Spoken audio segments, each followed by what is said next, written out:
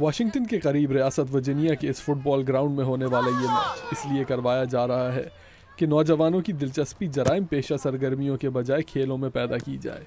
Robert ولچرز بتاتے ہیں کہ ان کے علاقے میں جرائم پیشہ گینگز کتنا بڑا مسئلہ ہیں۔ میرے خیال میں یہ امریکہ میں اکثر علاقوں کا مسئلہ ہے، کوئی بھی بچہ اس سے محفوظ نہیں۔ آرلنگٹن کاؤنٹی کی پولیس یہ کہتی ہے کہ 50% گینگز لاطینی امریکیوں کی ہیں۔ ان میں مارا سالواٹروچا بھی شامل ہے، جسے MS-13 کہا جاتا ہے۔ لاس اینجلس سے شروع ہونے والا یہ گینگ اب امریکہ، کینیڈا اور میکسیکو تک پھیل چکا ہے۔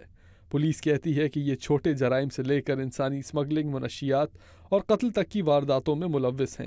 The park that we just passed has been known to have some gang activity in it as well. مگر آرلنگٹن کے پولیس کیپٹن برائن برک کہتے ہیں کہ اس علاقے میں 1990 میں گینگ ممبران کی تعداد سینکڑوں ہوا کرتی تھی، آج یہ 100 کے قریب رہ گئے ہیں۔ وہ کہتے ہیں کہ اس کی وجہ بہتر قانون سازی کے ساتھ ساتھ 300 سے زائد تعلیمی پروگرام بھی ہیں۔ It's not something that I feel you can claim victory on. اس کو ہم اپنی کامیابی نہیں کہہ سکتے کیونکہ ایسے گروہ سفر میں رہتے ہیں۔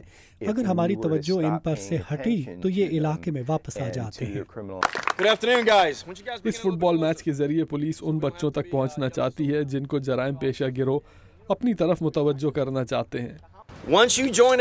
اگر آپ کسی گینگ میں شامل ہو جائیں، چاہے براہ راست بھرتی ہو یا ان کے ممبران کے ساتھ اٹھنا بیٹھنا شروع کر دیں، اس کے بعد آپ اپنے فیصلے ان کی مرضی کے بغیر نہیں کر سکتے۔ 16 سالہ روڈریگو نیرو کو یہ بات سمجھ میں آتی ہے۔